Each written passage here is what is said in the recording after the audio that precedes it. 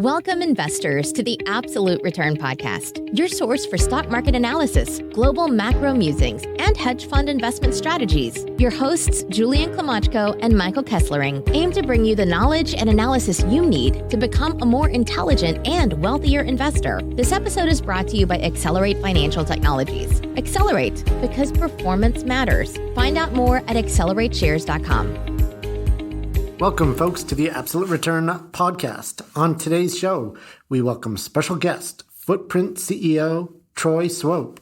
Footprint is a global materials science technology company focused on sustainable solutions. On the show, Troy discusses the innovation and improvement available in packaging solutions, how plant-based packaging solutions compare to plastic, Footprint's business model and estimated total addressable market, insights into their merger with SPAC Gores Holdings VIII, and more. Point of disclosure, the Accelerate Arbitrage Fund ETF does hold shares and warrants in the SPAC that Footprint is merging with, Gores Holdings VIII. With that being said, here's our show on materials science technology with Footprint CEO Troy Swope. Welcoming Troy from Footprint on the show today on a scorching hot summer day. Troy, hope you're staying cool. How are things? Great. It's hard to stay cool right now in Arizona. I think it's 114 outside. So I think things are good. Going to spend a lot of time in the pool tonight, I'm sure. That's great to hear. So I wanted to start the show off by setting the table. You've been in the packaging industry for over 20 years, so certainly an expert in this field, an emerging field of sustainable packaging. I was wondering why it is such an important area for innovation and improvement. I mean, I just got a piece of online furniture delivered in the mail a week ago, and obviously I had styrofoam, and I looked at it, and I'm like, wow, this can't be good for the environment. So what are your thoughts on the industry? Well, I think my initial thoughts are there's massive amounts of opportunity. You're talking about a huge industry, right, that has a number of negative environmental issues, right, associated to it. Number one, when you think of plastics in packaging, plastics is just a producer of CO2 emissions, right? Would be the fifth largest country, right? So it has a massive CO2 or climate change impact. And in addition to in all life cycle analysis, or in every life cycle analysis we do, it doesn't really contemplate killing whales, with plastic bags and other things, right? So it's a disaster from its pollution, carbon pollution. It's a disaster from harvesting natural gas and oil.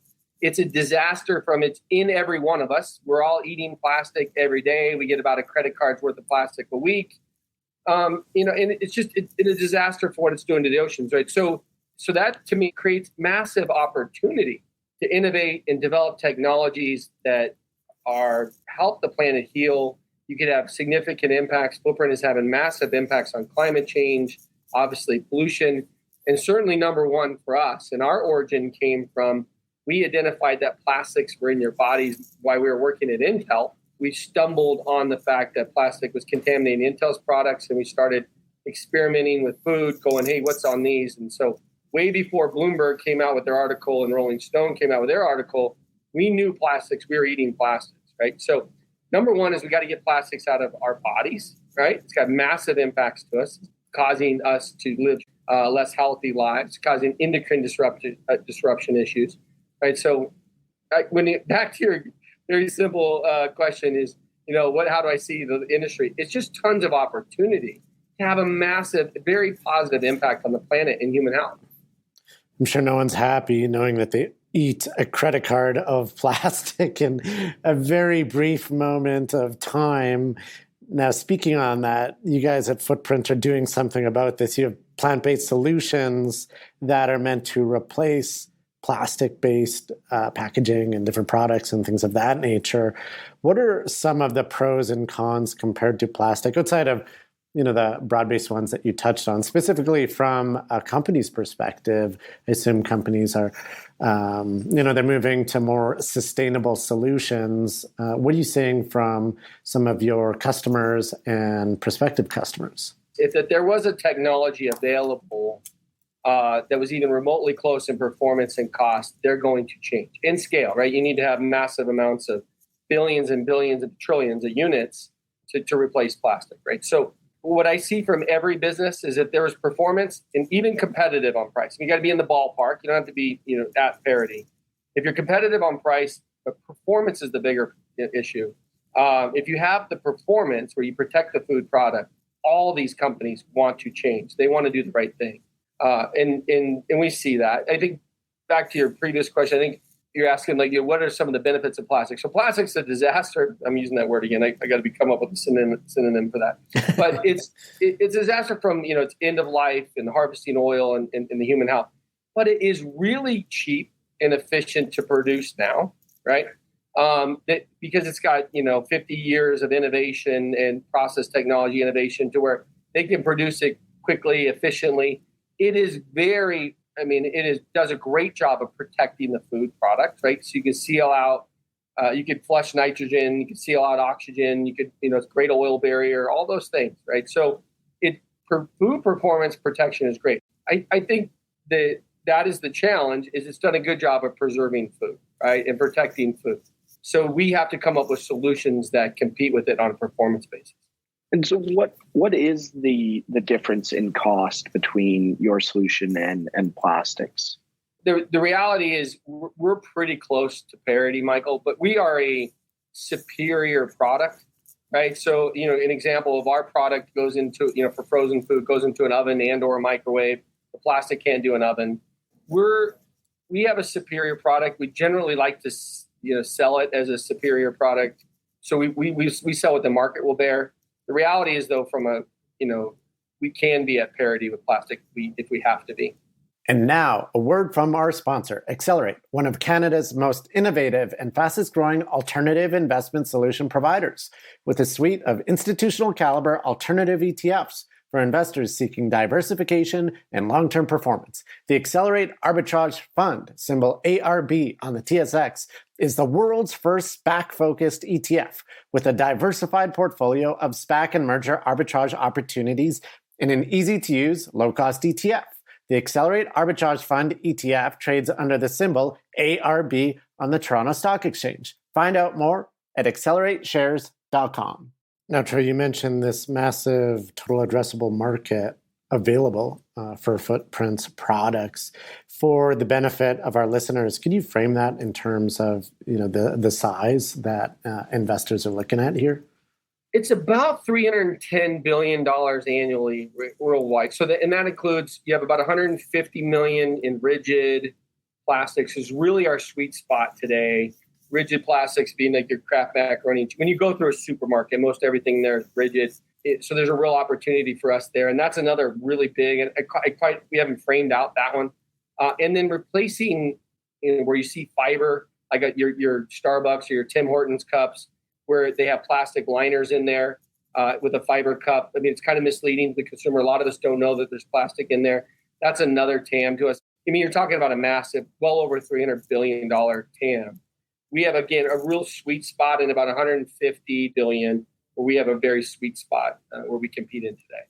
Now, in terms of tailwinds for the company, I was wondering, you mentioned that most, if not all, companies want to be more sustainable and more environmentally friendly. However, there seems to be a big government drive to make their economies more sustainable, elimination of single-use plastics, et cetera. How much of the tailwind behind demand is driven from the bottom-up customer, or how much is it driven from the top-down, regulatory, for example? Well, I think it's getting closer to where legislation is equal in driving demand today. But a few years ago, it was clearly the consumer, and it's still the consumer. The reality is the ship has sailed on plastic. I think the number is like 75% on the Wunderman Thompson survey said that they feel very guilty whenever they use plastic. Right? It might have been 75 to 80%. Right? So, and there's another very large number that a lot of people know that plastic has a huge impact on their health. Right? So our customers know the ship has sailed. Like, people do not want this when you're using it. You feel guilty when you use it. You're concerned when you use it. You don't want to give it to your children.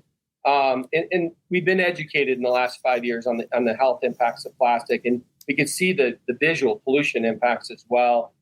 So that's been the main driver, Julian, for a very long time. But legislation is certainly changing the conversation with our customers. We're now getting conversations about what are we going to do for the UAE? When are we going to go to India? Right? Because India is writing significant single-use plastics legislation. Historically, it was when we started the business, what was we better address Canada because, the EPR in Canada, and we better address the EU. Well, California's probably come on and passed everybody when it comes to legislation. And that's changed the entire supply chain for everybody in North America. Because California is such a massive impact for our multinational companies. So that's really driving significant and quick change when it comes to things like protein and others in the state of California.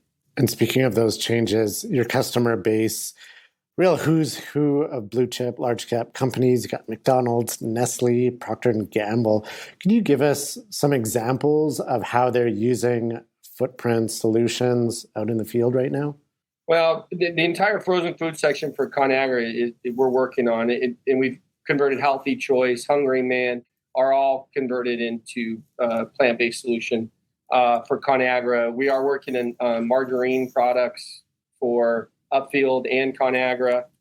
General Mills, Annie's, macaroni and cheese, Kraft macaroni and cheese. You name it, we're working on it or at launch. Beyond Meat, sausage trays for McDonald's, right? So depending on where they see the most consumer pressure or legislative pressure, we generally launch first, right? Makes a lot of sense. So you really infiltrated the consumer product space within North America, all sorts of different solutions that you guys have created. Are there any future products that are in development or perhaps not yet, but you hope to be in the future that you haven't created yet? Like what sort of futuristic plays are they going to be? Yeah, so we're working on these things now. So I can't say that we haven't developed them. So feminine hygiene products are important to us. It's got a significant impact on the planet. We are working on detergent bottles, shampoo bottles, motor oil bottles. Not as much. They could certainly lead to beverage bottles, but we see a greater opportunity, if you will, in the detergent, motor oil, shampoo space, if you will. Diapers, some of the technology we have, we think we're components of a diaper, but feminine hygiene products is critical. The other one that's really important to us is because when we developed this technology, the material science around this, Julian, we had to build the entire ecosystem. So we had to build the process technology, the material science, the manufacturing, everything we've had to create pretty much from scratch, which has given us a great competitive moat. We've got IP on every aspect of the business. But some of the future innovations that we're working on today is when we want to continue to reduce the energy that we use to produce the product. We just want to increase that story.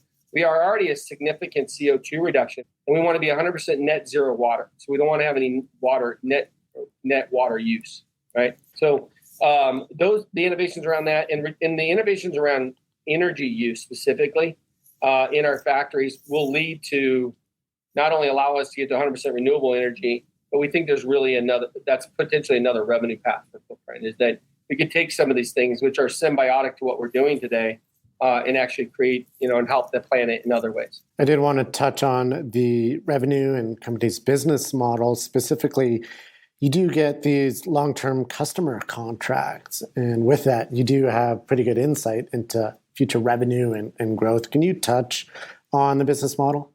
Yeah, so our focus today, again, is to get plastic out of food, right? We want to get plastic out of the body, right?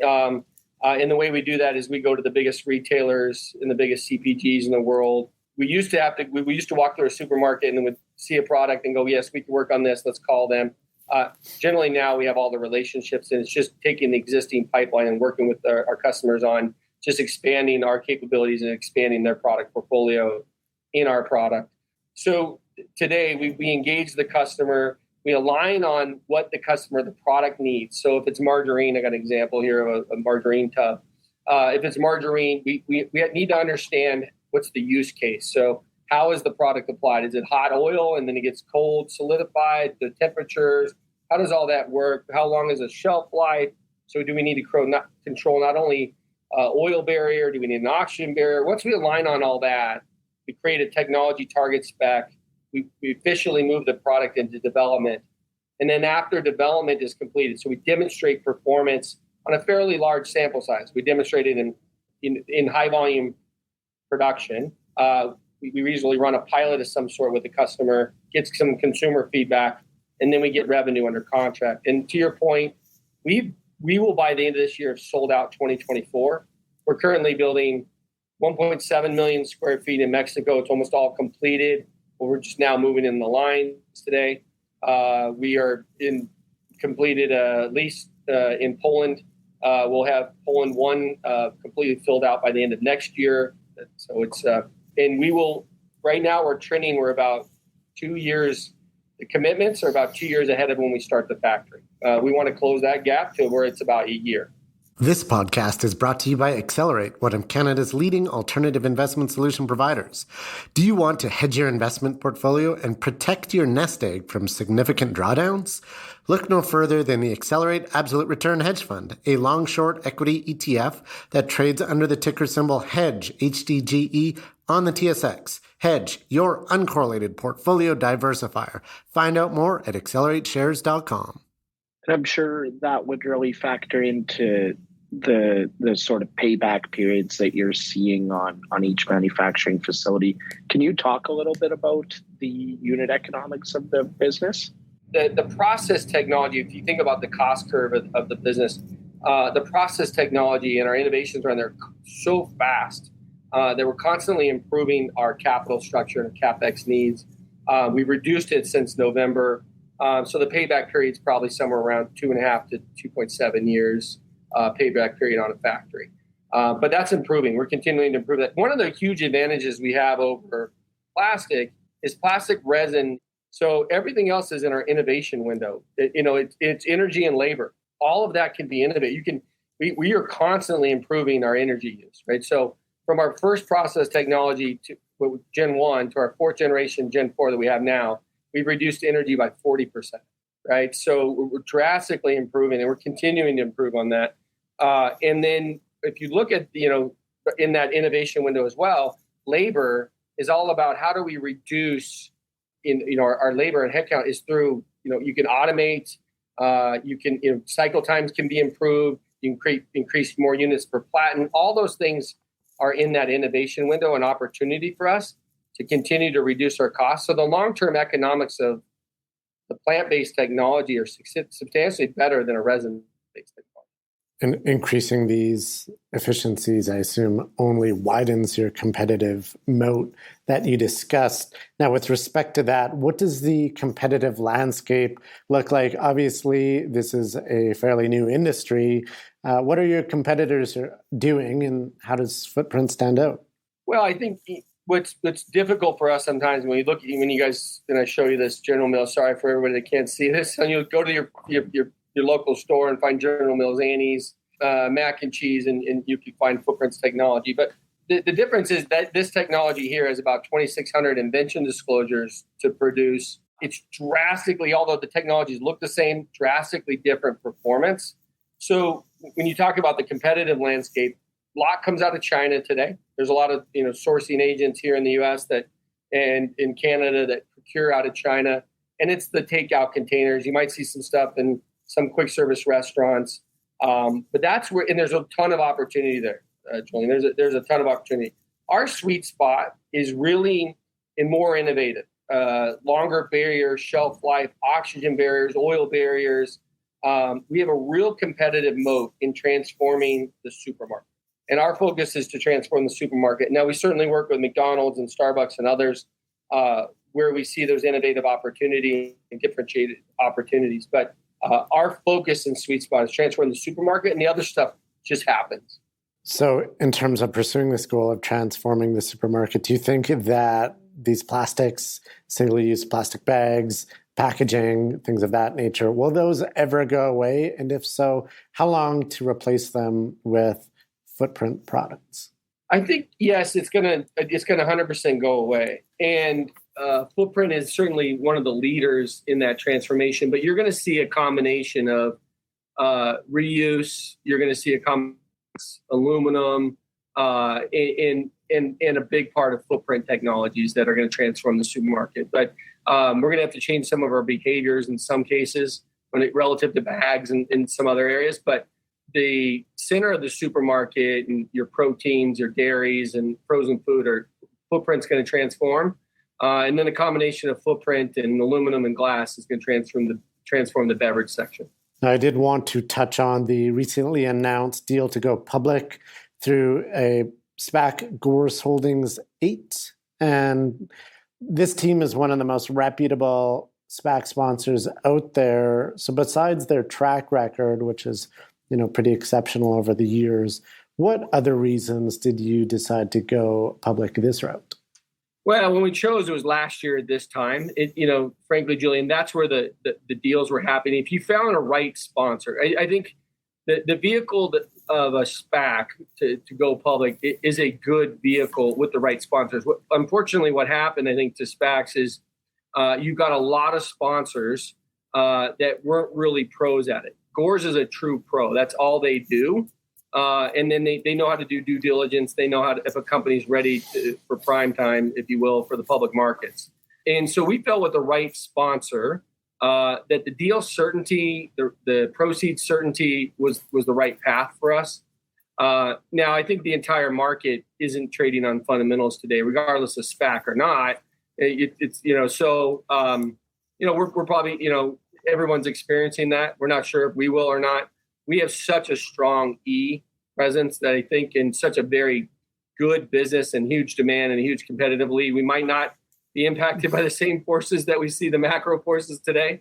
But for us, Gores was a great partner, just an absolute great partner with a ton of experience. And we didn't want one of the analogies that we heard was, if you're going to have surgery, you don't want the doctor's first surgery to be on you. So the Gores was certainly pro. I think they've done 10, and they've had a lot of success, even in a challenging market. Yeah, and they are bringing proceeds in terms of capital for investment to funding the company's growth. In addition, you mentioned significant demand from customers. Now, how does that compare to your manufacturing capacity or growth plans? Is thus far current and future demand outstripping what you guys can actually make? Well, yeah, we're about 2 years, as I mentioned earlier, about 2 years behind on our production capacity, and we like that, right? And I think investors like that as well, right? They want to know that we don't want to build a factory and be sitting around going, what are we going to, who are we going to sell this to, right? So our factories are pre-sold before we even start building them, right? That's just that's part of our business model today. And then at that point, you look at it and go, okay, how do I accelerate? And then I can beat a lot of my projections relative to revenue. But we are behind. But this transaction gives us a ton of capital to really build the factories. And no doubt that relieves a lot of stress from investors with respect to having that certainty before committing to a massive capital project in terms of the revenue that you can expect from that. Now, with respect to the investment case, anything else that investors should know?